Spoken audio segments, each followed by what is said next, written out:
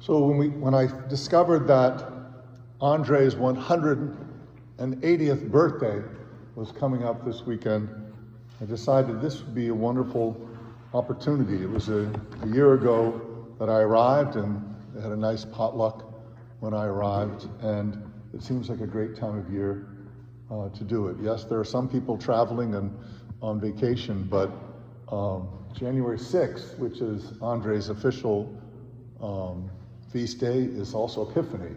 So it's sometimes moved to the 7th, but it's right after Christmas and it's a very busy time. I think as a parish, it'd be a wonderful tradition to celebrate his birthday. And what better time than a nice round number like 180th. Now we have a tradition of celebrating his 80th. So am I not right?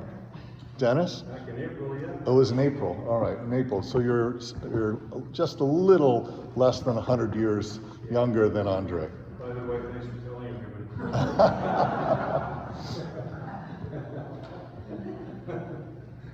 But this opportunity we have to celebrate Andre is to also remember ourselves, and we, the church that is named after Andre.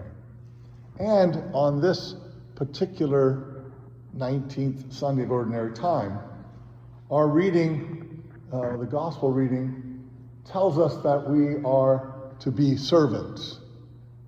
We are to be like servants who await their master's return, ready to open immediately when he comes and knocks. Blessed are those servants whom the master finds vigilant on his arrival. At St. Andre Bessette, I'd like to think we take this directive pretty seriously, that we're called to be servants. We're called to serve the neighborhood, the folks in our neighborhood. We're called to pay attention to the needs of others, to serve. Last week I had a meeting with the priest of the Vicariate, and it was a lovely gathering. Although I've never been to a cookout that had hamburgers without ketchup. I don't know what that means. That's the strangest thing I've ever seen. But I lived through it, though. I lived through it.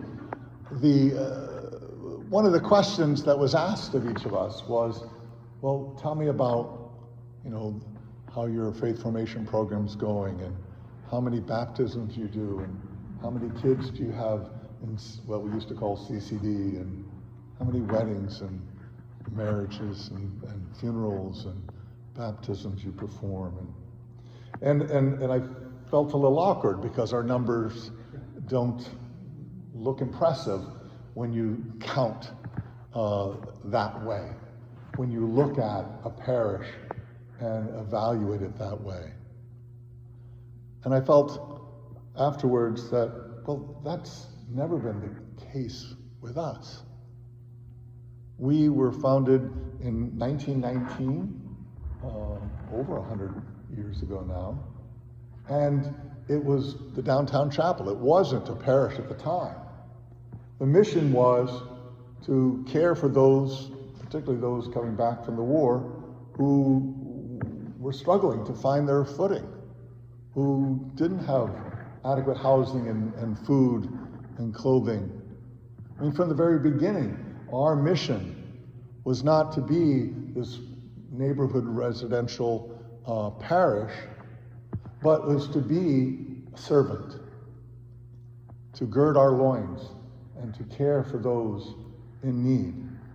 From the beginning, we have been the downtown chapel, and our name has changed over the years to St. Vincent de Paul, then to St. Andre Bessette, and everyone on the street calls us Red Door. It doesn't matter what you call us.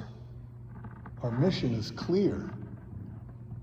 Our belief is strong that Jesus called us to be servants to one another, and that's what we do. We remember Andre, and Andre was a humble man. He was the porter at the school where he worked.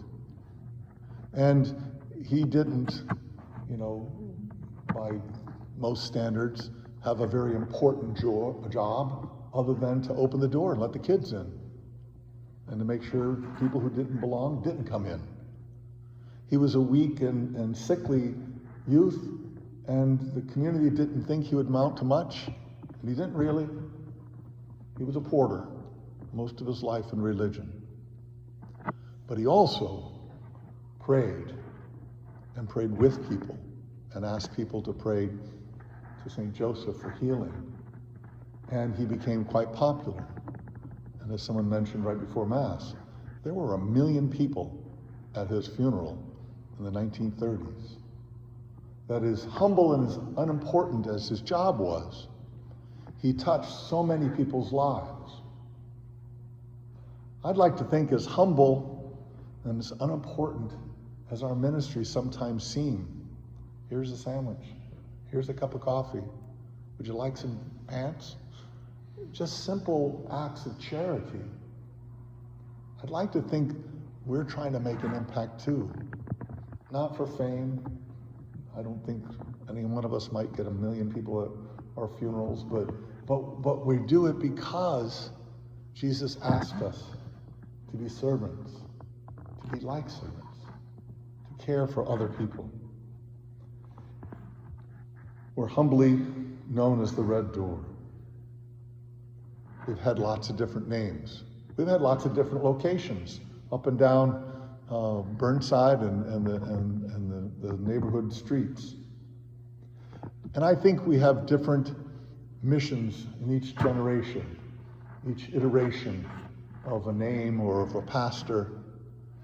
And I'd like to think that right now we're called to sustain many of the things that we've always done. Dinners, sandwiches, vigils for human trafficking.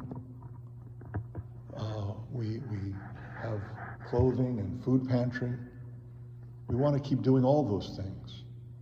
We've returned to some things. We have dinners on Friday evenings now. We've added new things, movies on Tuesdays and Thursdays. We've got nursing students coming and reviving some of the foot care and health care that we've done in the past. That each generation, faces different challenges. We don't have veterans returning from World War I anymore. We don't have the homeless and the impoverished from the Depression era.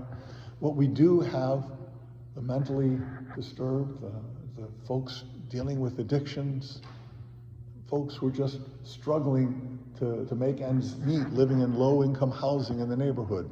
We have the challenges that we're facing today, and we hope to serve in the way that we're called to at this time, at this place.